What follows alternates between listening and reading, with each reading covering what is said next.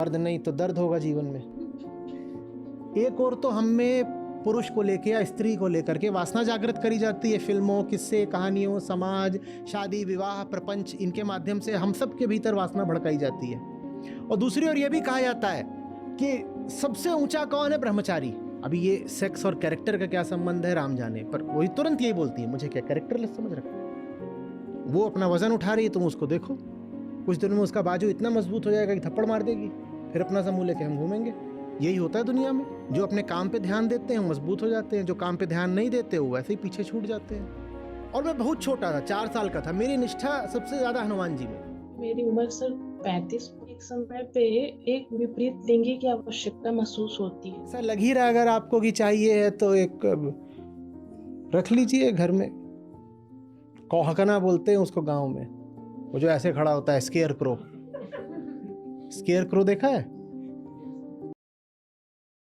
Sir sir मेरा प्रश्न व्यक्तिगत है और चूंकि मैं बहुत झिझकती हूँ बात करने में, तो अभी आपके सामने अपनी बात रखने की कोशिश कर रही हूँ वैसे। सर सर मैंने महसूस किया है, अभी मेरी उम्र सर 35 वर्ष है। अब तक मैंने मतलब इतना जीवन जो देखा मैंने, उसमें ये देखा कि हमेशा एक समय पे एक विपरीत लिंगी की आवश्यकता महसूस होती है। सर मुझे उससे कुछ चाहिए नहीं होता कि कुछ लेकिन वो मौजूद हो कि हाँ कोई एक विपरीत लिंगी है। अ, और वो नहीं है तो मैं अधूरा सा महसूस करती हूँ। और सर उसके होने भर से कि हाँ कोई है, इतना एहसास है, वो वन साइडेड ही था। मतलब अब तक जो रहा जब, तो वो काफी लंबा था और सर एक वन साइडेड ही था। और मुझे पता था कि इसका इसमें कुछ मुझे मिलेगा नहीं, लेकिन उससे एक सहारा भर महसूस होता है। उसमें मैंने बहुत कुछ, मतलब पढ़ाई में भी मैं कुछ कर पाई, नौकरी के लिए भी हिम्मत बंधी कुछ आगे करने की। तो वो सहारा भर वो क्यों ऐसा है कि कोई पुरुष होगा तो हिम्मत आएगी, नहीं तो फिर ऐसा लगता है जैसे नहीं है कुछ जीवन में। और फिर ऐसा भी लगता है कि अगर उसकी तरफ से मुझे एक काल्पनिक ही जो सहारा महसूस हो रहा है, वो कभी ऐसा सामने आ गया कि वो मुझे धुतकार रहा है कुछ ऐसा, तो वो उस समय मैं बहुत टूट, मतलब वो मानसिक तौर पे मुझे झेलना पड़ा।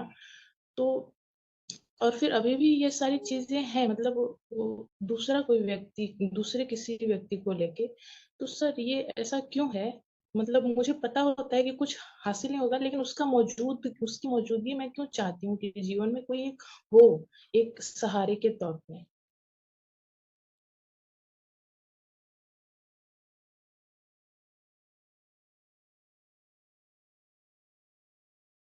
आप जो बोल रही हैं उसमें उत्तर भी आपने दे ही दिया है। मैं क्या बताऊं, मिथ्या है, माया है। आप खुद ही कह रही हैं कि कुछ चाहिए नहीं है। आपने कहा होता उससे कुछ चाहिए है तो मैं आपसे बोलता कि आप जो चाह रही हैं वो हासिल होता नहीं है, या होता भी है तो कुछ रखा नहीं है। आप खुद ही कह रही हैं स्वयं ही कि कुछ नहीं चाहिए होता, लेकिन फिर भी मैं चाहती हूं कि बस हो, उसकी मौजूदगी रहे, प्रेजेंस रहे। तो इसमें मैं क्या उत्तर दूं? आपके प्रश्न में ही उत्तर है ना कि कुछ नहीं है, कल्पना है, मिथ्या है। और ऐसा लग ही रहा अगर आपको कि चाहिए है तो एक रख लीजिए घर में। कौहकना बोलते हैं उसको गांव में, वो जो ऐसे खड़ा होता है, स्केयर क्रो। स्केयर क्रो देखा है? कौहकना, वो ऐसे खेत में खड़ा कर देते हैं। तो मान लीजिए यही पुरुष है मेरा। पुतला पुरुष है हमारा। क्या बोला जाए इसमें? एक मौजूदगी चाहिए, प्लेसेबो। किसी को भी मान लीजिए यही पुरुष है मेरा, क्या बोले? हाँ है। या एक दूसरी बात हो सकती है कि आत्मज्ञान की कमी से आप अपने ही मंसूबे भांप नहीं पा रही हैं। आप कह भर रही हैं कि आपको उसका कुछ नहीं चाहिए। हकीकत यह है कि आपको कुछ चाहिए जो आप या तो जानती नहीं हैं या बताना नहीं चाह रही हैं। नहीं सर अगर कुछ नहीं चाहिए तो फिर कौन हकना? कुछ नहीं चाहिए तो एक पुतला ले आइए, उस पर लिख लीजिए पुरुष मेरा। क्योंकि आपको तो बस एक मौजूदगी चाहिए, तो खड़ा कर लीजिए अपने कमरे में। चाहिए होता है कुछ, उससे इंश्योरेंस की तरह चाहिए। आज कुछ नहीं चाहिए। फिल्में बहुत देख ली, घटिया पिक्चरें, 4 गुंडे मुझे पकड़ लेंगे, मैं अबला नारी।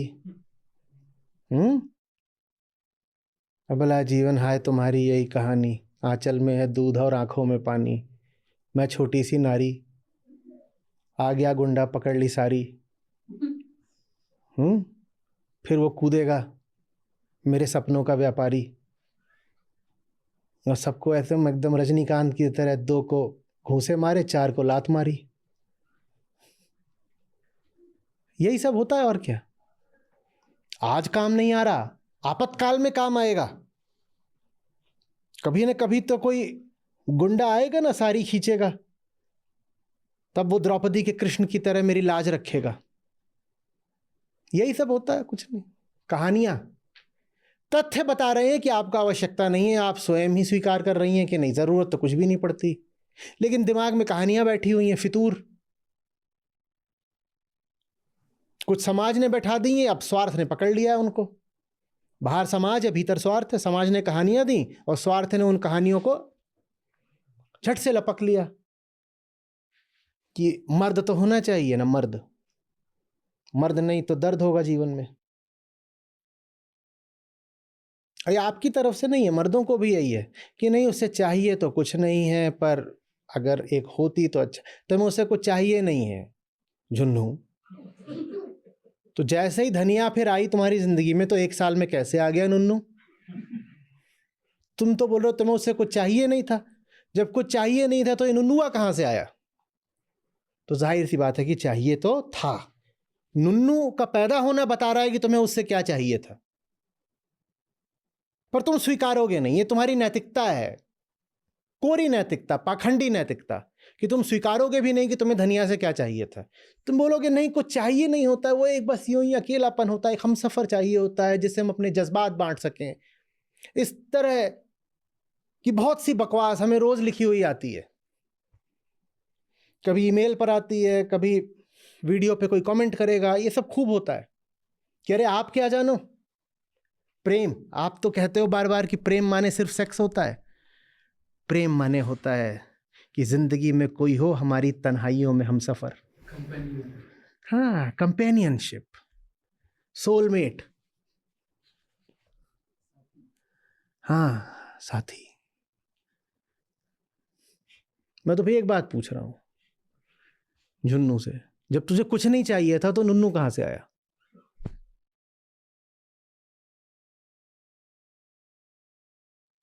तुझे जो चाहिए था वो तूने जब बार बार पाया, तो वहीं से फिर नुन्नू प्रकट हुआ आया।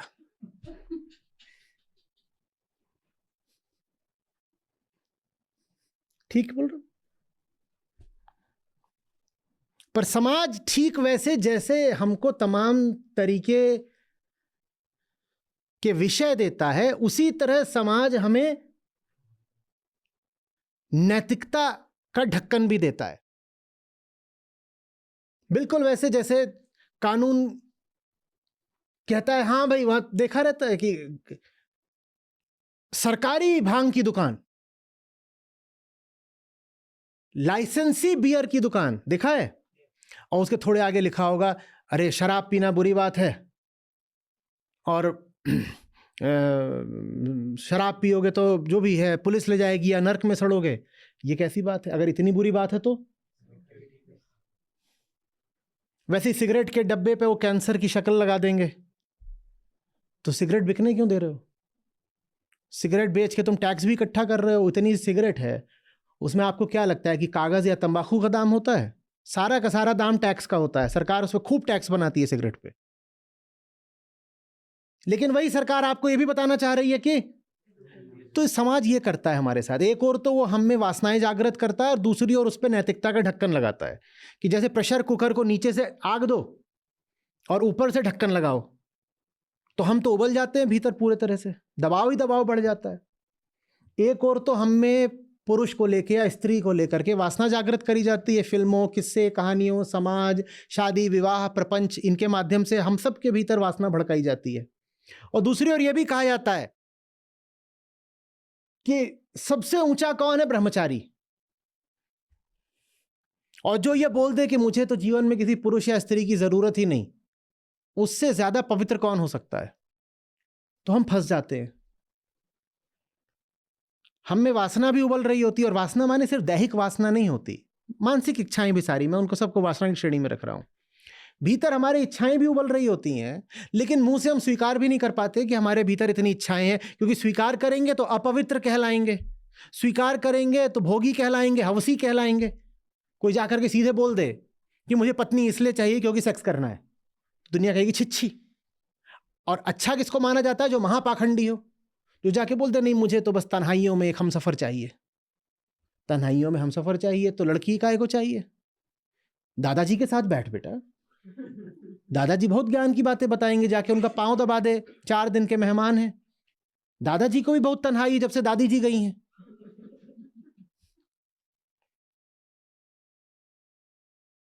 ठीक, ये होता है। तो इस मारे हम कभी स्वीकार भी नहीं कर पाते कि मूल बात क्या है। मूल बात वही है, फिल्मी इच्छाएं, और कुछ नहीं, कुछ और नहीं है, फिल्मी इच्छाएं, जिसमें मैं नहीं कह रहा हूं कि सिर्फ सेक्स है। बुरा लग जाता है, खासतौर पे महिलाओं को मैं बोल दूं, कोई महिला बोले मुझे पुरुष चाहिए, मैं बोल दूं सेक्स के लिए चाहिए, तो बहुत बुरा मानती हैं। विदेश में उतना नहीं बुरा मानती, भारत में बहुत बुरा मानती है। उनको बोल दो कि भाई तुझे पुरुष सिर्फ सेक्स के लिए चाहिए, एकदम ऐसे हो जाएगी, बिफर जाएगी, आपने मुझे कैरेक्टर समझ रखा है। अभी ये सेक्स और कैरेक्टर का क्या संबंध है राम जाने, पर वही तुरंत यही बोलती है, मुझे क्या कैरेक्टर समझ रखा। तो मैं कह रहा हूं, बात सिर्फ ये इच्छा की नहीं होती कि शारीरिक सुख मिलेगा, मानसिक सुख भी होते हैं 100 तरीके। और वो सारे के सारे सुख प्राकृतिक नहीं, सामाजिक होते हैं। वो सुख ऐसा नहीं है कि समाज आपको नहीं बताता तो भी आपको प्रिय होते, वो सुख आपके मन में डाले गए हैं छवियों की तरह। उदाहरण के लिए, 2 लोग समुद्र के तट पर, एक पुरुष और एक स्त्री समुद्र के तट पर विचरण कर रहे हैं, हाथ में हाथ लेकर के, और सामने सूर्यास्त हो रहा है और पीछे से फोटो खींची गई है, सैल्यूट आ रहा है एक। इसको हमारे सामने महासुख की तरह प्रस्तुत करा जाता है, और सुख की ये छवि हमारे छप जाती है कि मेरे जीवन में भी कोई होगा जिसके साथ मैं समुद्र तट पर, बीच पर ऐसे सूर्यास्त के समय चलूंगी। अब इसमें सेक्स कहीं नहीं है, पर एक छवि है, और वो छवि बहुत सुख देती है। और वो छवि अगर साकार ना हो पा रही हो तो आदमी बहुत कलपता है, फिर कहता है देखो मुझे जीवन में ये सुख तो मिला ही नहीं। और वो जोड़ा घूम रहा है बीच पर, वो देखो क्या अपना हाथ में हाथ डालकर मस्त है, और सनसेट हो रहा है, और मैं ही अकेली घूम रही हूं, मैं कैफे में अकेली बैठी हूं, मैं सिनेमा हॉल में अकेली बैठी हूं, वो देखो कपल बैठा हुआ है। ये सब आपको किसने सिखाया? एक दिन आप बच्ची थी, आपको ये सब नहीं पता था। ये सब छवियां हैं जो आपके भीतर डाली गई हैं। समाज ने आपको एक सामाजिक स्त्री बना दिया, मनुष्य नहीं रहने दिया। आप एक मनुष्य हैं, आप क्या करेंगी किसी के हाथ में हाथ डाल के, बताइए तो। और हाथ में हाथ डालना ही है तो दुनिया में बेचारे इतने कमजोर हैं, कितने तरीकों से उनकी सहायता करी जा सकती है। छोटे बच्चे हैं, वृद्ध भी हैं, पशु भी हैं, उनके हाथ में हाथ डालिए ना। न जाने कितने हैं जो आपके इंतजार में खड़े हैं, क्योंकि वो बहुत असहाय हैं। पूरी प्रकृति का आज कितना क्षरण है, आप जानती हैं ना अच्छे से।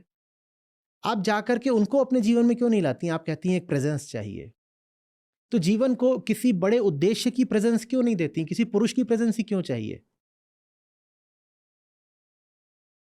इससे बड़ा दुश्मन किसी स्त्री का नहीं हो सकता।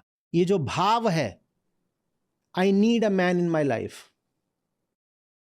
यही वजह है कि जब ब्रह्मचर्य की बात भी आई, जो भी अर्थ रखा समाज ने ब्रह्मचर्य का जो अर्थ रखा वो भी बिल्कुल गलत है।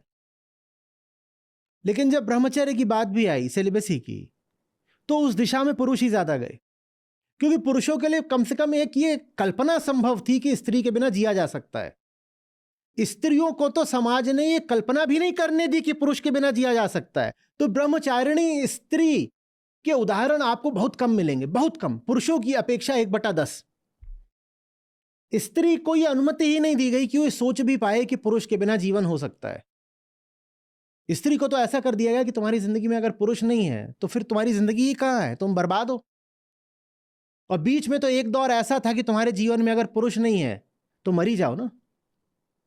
इसी को सती कहते हैं, क्योंकि बिना पुरुष के जीना तो वैसे भी व्यर्थ है। तो अब जब पुरुष चला गया तुम ही मर जाओ। तो अब बिल्कुल स्थूल तरीके से स्त्रियां सती तो नहीं होती, पर फिर भी वो जो सतीत्व का भाव है वो मन से नहीं निकल रहा कि अगर पुरुष नहीं है तो मैं क्यों हूं। हाय जिंदगी कितनी सूनी है, बेरौनक है, वीरान है, शमशान है। कैसे? जीवन में इतना कुछ है करने को, देखने को, 4 दिन की जिंदगी है, समय वैसे ही इतना कम है, उसको किसी सार्थक उद्देश्य में डालिए ना। क्या करेंगे किसी इंसान के पीछे भाग भाग के लिपट के? क्या करना है? क्या करोगे आप बताओ तो? 35 साल के तो हो गए, अब क्या करोगे और आप? और बहुत अगर लग ही रहा है कि एक काया जीवन में होनी चाहिए, तो मैंने कहा कौ हकना, उसको ले आके कमरे में खड़ा कर लीजिए कि जे रहा मेरा साधो, ऐसा पुरुष हमारा एकदम बिल्कुल वो पुरुषार्थी है, सोता ही नहीं, खड़ा रहता है, वो भी तन के, दिन रात कर्तव्य निभाता है अपना। ऐसा पुरुष किसी और को मिलेगा? ऐसी आप सौभाग्यशालिनी है।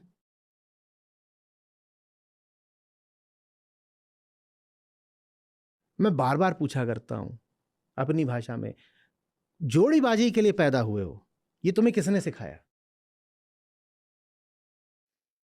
जोड़ी में जूते पाए जाते हैं, तुम्हें किसने सिखाया कि बिना जोड़ा बनाए जीवन नहीं सार्थक होगा? ये तुम्हें किसने सिखाया? पर तुम मानते ही नहीं। यहां तक कर दिया कि हमने अपने ऊंचे से ऊंचे नामों को भी जोड़े में स्थापित कर दिया, हमने उनके जोड़े बना दिए। तो फिर कबीर साहब हमारे गाते हैं, माया महा ठगनी हम जानी।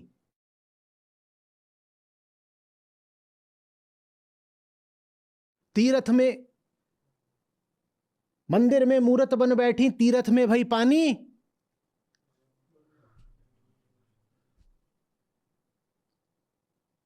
हरि के भवन भवानी और शिव के यहां शिवानी।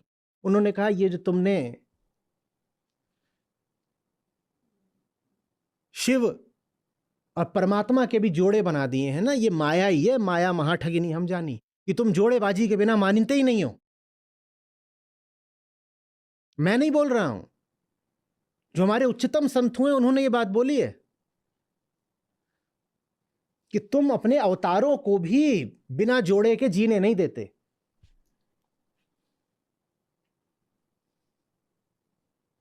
जहां जोड़ा कुछ भी नहीं होगा वहां भी तुम जोड़ा उठा लाओगे, बना लोगे, कल्पना कर लोगे, कुछ बैठा दोगे।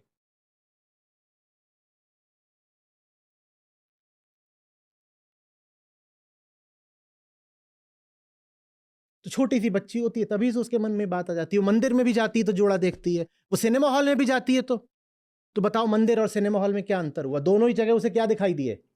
जोड़े। अब वो क्या करे? घर में भी क्या देख रही है? जोड़ा। बगल में भी क्या देख रही है? जोड़ा। वो जहां जाए उसको जोड़े ही जोड़े दिख रहे हैं। जो उच्चतम जगह है हमारी मंदिर, वहां भी जब जोड़ा दिखने लगा तो वो अब छोटी बच्ची के लिए अब कोई आशा नहीं बची। वो कहती है माने जोड़ा ही सत्य है और मुझे अगर फिर जोड़ा नहीं मिला तो मैं बर्बाद हूं। मेरा बड़ा बड़ा धर्मपरायण ब्राह्मण घर था बचपन से, तो वहां सब देवी देवताओं का रहे और मैं बहुत छोटा था, 4 साल का था। मेरी निष्ठा सबसे ज्यादा हनुमान जी में। किसी को समझना है, मुझे भी नहीं पता था कि मुझे हनुमान जी क्यों प्रिय है। और मैं बैठ के हनुमान चालीसा पढ़ूं, मैं 4 साल का था तब से पढ़ता था, कम से कम 4-5 साल मैंने प्रतिदिन हनुमान चालीसा पढ़ी है। एकदम छोटा हूं, बैठा हूं, हनुमान चालीसा पढ़ रहा हूं। मुझे बहुत बाद में समझ में आया कि हनुमान जी में शायद जो बात मुझे पसंद आती थी वो ये थी कि वो ये जितना हमें दिखाई दिया था कि अकेले, बाद में तो पता चला कि नहीं, वहां भी हमने कुछ जोड़ा बनाया है। पर जितना उस छोटे बच्चे की बुद्धि में आया था उतना ही आया था कि ये हैं।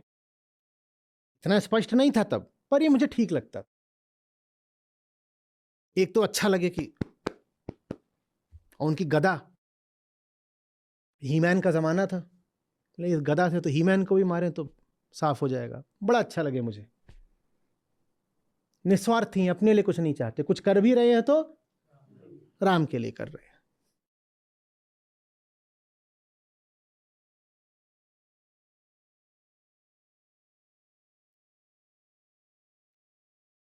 और हम इतने पर भी नहीं रुके कि हम बस जोड़ा बनवा दें, फिर हम वहां पूरा कुनबा खड़ा करते हैं, देखा है?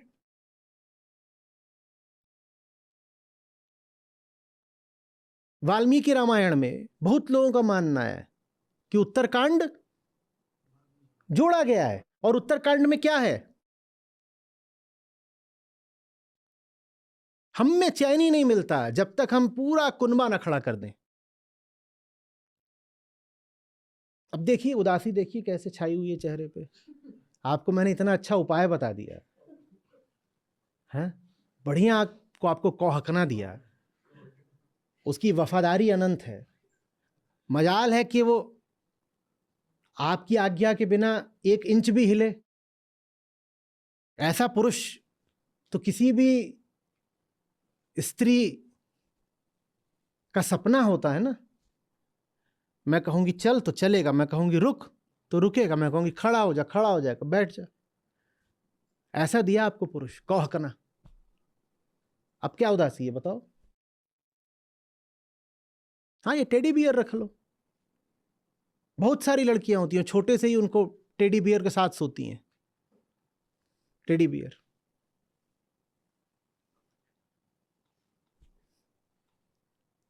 ये सारी बातें अध्यात्म के विरुद्ध जाती हैं। अपनी निजता को पाओ। प्रेम दूसरे से चिपकने में नहीं है। जो दूसरे से चिपक रहा है वो कभी प्रेम नहीं कर सकता, वो हिंसा है। दूसरे से चिपकना, दूसरे से आसक्ति, दूसरे पर निर्भर हो जाना या दूसरे को अपने ऊपर निर्भर बना लेना, ये सब हिंसा के रूप हैं। अपने आप में संपूर्ण रहिए, अपने आप में पर्याप्त रहिए। उसके बाद जो रिश्ता बनता है उस रिश्ते में प्रेम की खुशबू, उस रिश्ते में हिंसा नहीं होती, उस रिश्ते में सबकी भलाई होती है।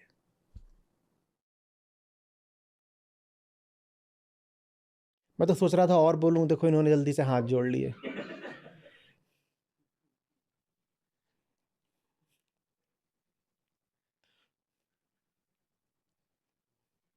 कुछ नहीं हो सकता। कुछ नहीं हो सकता। चलिए ठीक है।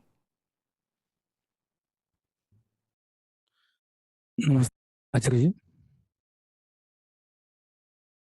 अभी कुछ महीनों से मैं भी थोड़ा तनाव से गुजरा हूँ।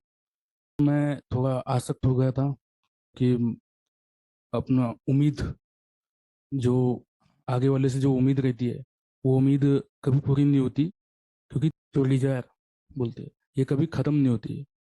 और मैं जो देख रहा हूँ मैं अकेला नहीं हूँ ऐसा।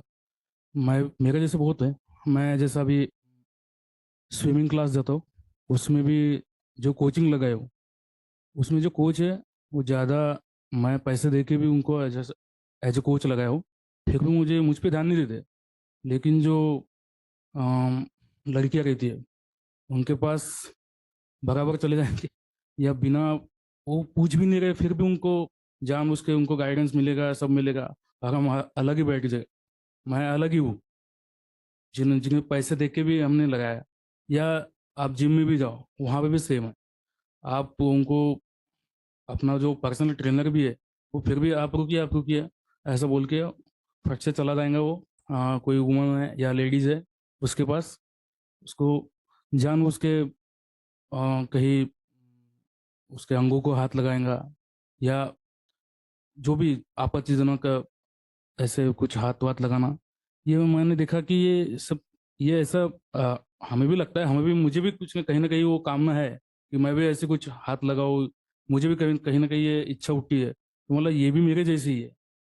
अभी तक क्या, यानी मुझे ये क्या खत्म होंगी, या इसका कुछ इलाज है दूसरा, ये समझ में नहीं आ रहा।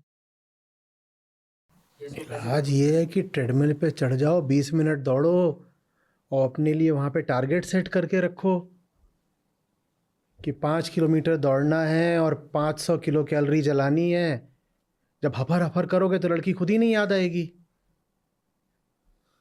ये तो तभी कर सकते हो जब जिम में नाकारा वेले घूम रहे हो, तभी लड़कियों को देखोगे। जिम में घूमने जाते हो, जो शोल्डर प्रेस मार रहा हो, लेग प्रेस कर रहा है, चेस्ट प्रेस ले रहा है, छाती पे 50 किलो जिसने वजन ले रखा है, उसको लड़की का अंग कहाँ से दिखाई देगा? या दिखाई देगा? ये तो उसी को दिखाई देगा जो वो खड़ा हो गया है और वैसे ऐसे बस अपना कर रहा है। मैं स्ट्रेचिंग कर रहा हूँ, स्ट्रेचिंग करते हुए वो लड़कियों को देख रहा है। जिम में काहे के लिए जाते हो? बात सार्थक उद्देश्य की होती है ना जीवन में। जिम जाने का उद्देश्य क्या होता है? जिमिंग करना। तो जिमिंग करो ना, उसमें लड़की कहाँ से आ गई? स्विमिंग करो ना, उसमें लड़की कहाँ से आ गई? और स्विमिंग करते हुए लड़की को देखो, डूब जाओगे।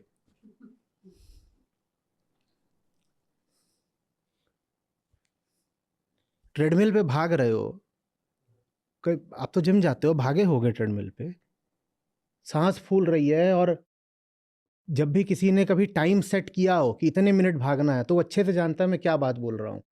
और टाइम हमेशा अपनी सामर्थ्य से थोड़े आगे का ही सेट किया जाता है ना। कि कोई 10 मिनट दौड़ता है तो कहता है मैं आज 12 मिनट का सेट करूँगा, और छठे 7वें मिनट के बाद से अगर स्पीड अच्छी रखी है, छठे 7वें मिनट के बाद से दुर्दशा होनी शुरू होती है कि आप गिन रहे होते हो कि समय बीते।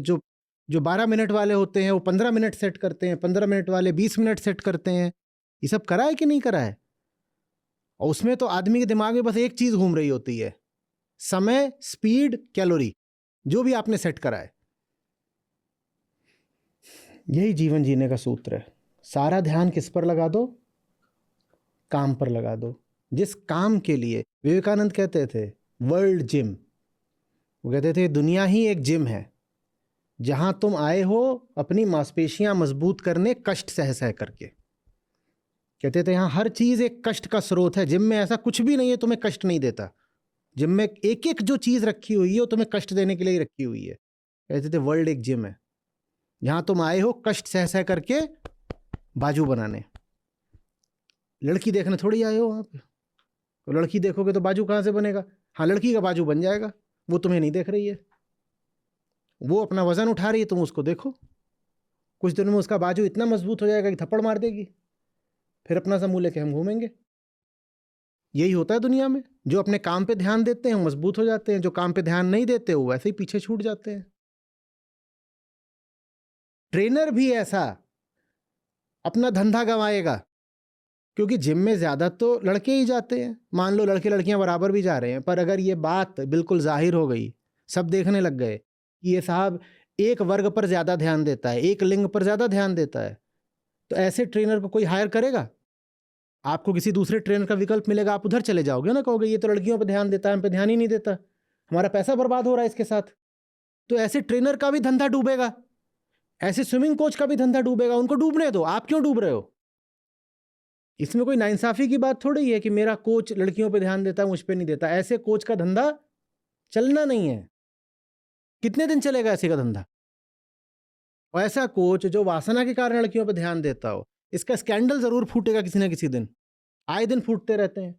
कोई ना कोई लड़की होगी जो जरूर शोर मचाएगी, और उससे वो पूरा जिम बंद हो जाएगा कि ये ट्रेनर है और ये लड़कियों को ट्रेनिंग के बहाने परेशान करता है।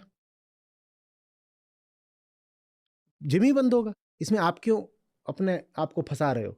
आप वो करो ना जो आपको करना है। ये वर्ल्ड जिम है जहां आए हो आप अपनी मांसपेशियां बनाने। कौन सी मांसपेशियां? मुक्ति की मांसपेशियां, जिनसे आपके बंधन टूटेंगे।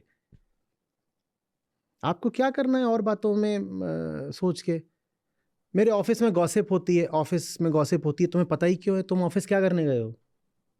काम करने गए हो ना। अगर तुम अपने काम में तल्लीन होते, डूबे होते, तन्मय होते, तो तुम्हें उस गॉसिप का पता भी नहीं लगता। तुम्हें पता लग रहा है, इसका मतलब भी यही है कि तुम खुद हाँ बहुत आतुर हो रहे हो उस गॉसिप में शरीक होने को।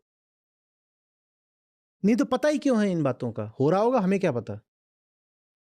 मैं इतना ज्यादा इस ट्रेडमिल में जूझ गया हूं कि मेरे दाएं बाएं क्या हो रहा है मुझे क्या पता। मुझे क्या पता। और अब तो ट्रेडमिल आती है, उनमें सामने स्क्रीन लगी होती है, कान में ऐसे तुम दो अपने लगा लो, कुछ सुनना है तो सुन लो, सुनाई भी नहीं पड़ेगा कि बाकी जगह बातें क्या हो रही हैं। आगे स्क्रीन है, उसमें जो देखना है 15 मिनट 20 मिनट के लिए वो देखने को लगा लो। मतलब क्या है? इसे संगति कहते हैं। तुम चुनो ना तुम्हारी संगति क्या होगी। ट्रेडमिल का मतलब है अपने आप को कर्म में पूरी तरह से झोंक देना, और सामने स्क्रीन है और यहां पर ईयर प्लग्स हैं। इसका क्या मतलब है?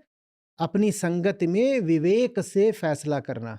मुझे सब सुनना ही नहीं इधर उधर का, मैं तय करूंगा कि ये मेरी इंद्रियां क्या सुनेंगी और ये मेरी इंद्रियां क्या देखेंगी। तो वर्ल्ड जिम है, तुम अपनी ट्रेडमिल चुनो और अपने आप को वहां आहुति की तरह झोंक दो। तुम्हें इधर उधर और कुछ देखने की जरूरत नहीं है, कौन लड़की कौन ट्रेनर, दुनिया जहान का बवाल। यहाँ तो प्रपंच चारों ओर, जितना देखोगे उतना फंसोगे। तुम अपने काम पे ध्यान दो। और सर एक बात है, जैसे जो मेरे कुछ परिचय के फीमेल्स है उनको मैंने आपकी किताबें दी, और अभी जैसा ये फेब का जो फ्री वाला गीता सेशन था वो भी रजिस्टर करवाया, लेकिन वो उनका ऐसा कहना है कि ये सब चीज़ें व्यवहारिक नहीं है, या ज़्यादातर व्यवहारिक है रेस्टोरेंट जाना, रिजॉर्ट जाना या घूमने जाना। तो मैं भी जाता हूँ।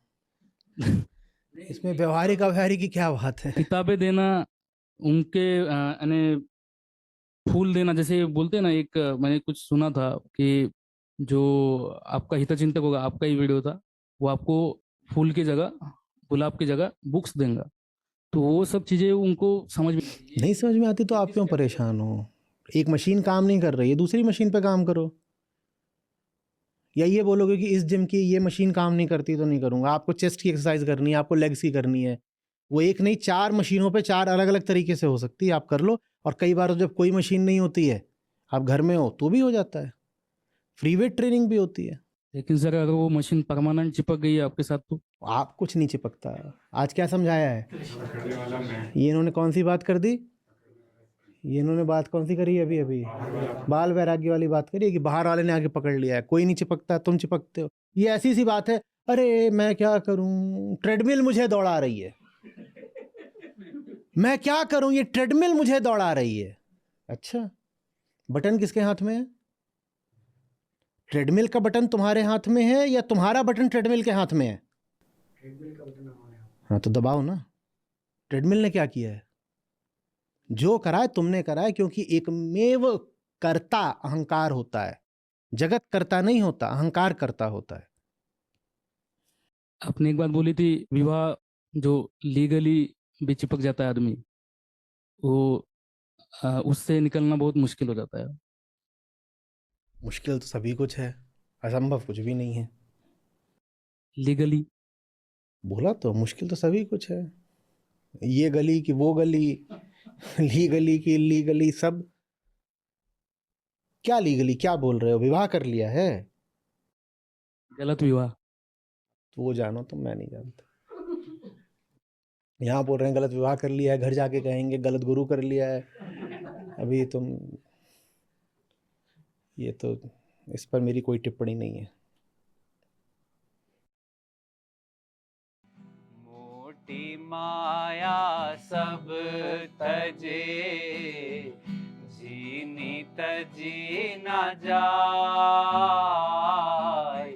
मोटी माया सब तजे, जीनी तजी न जाय।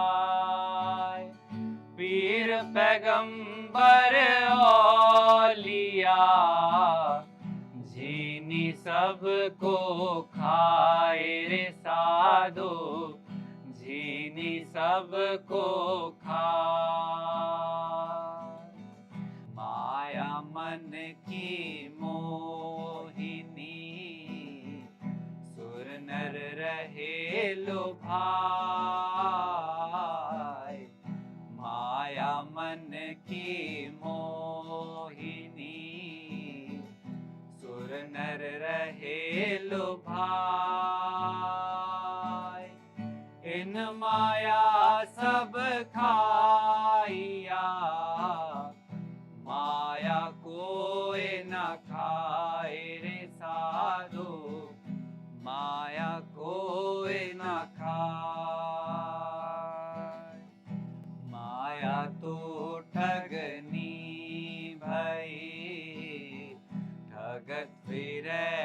सब देश, माया तो ठगनी भई, ठगत फिरे सब देश। जा ठगने ठगनी ठगी, ता ठग को आदेश रे साधो, ता ठग को आदेश। विश्वास ना और झिकर, जन्म गवाया बार।